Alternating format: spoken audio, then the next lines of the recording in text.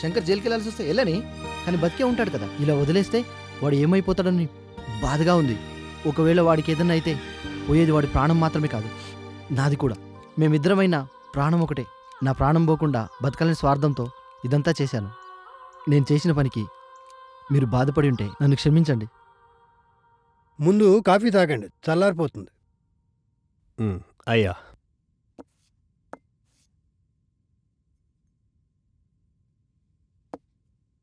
వీలైనంత త్వరలో మంచి ముహూర్తం ఉంటే చూడండి. స్వస్తి స్త్రీ దుర్మికనా సంవత్సరం శ్రావణ మాసం శుక్లపక్షం శుక్రవారం పంచమి రోజున అబ్బాయికి అమ్మాయికి దివ్యమైన ముహూర్తం ఉందండి.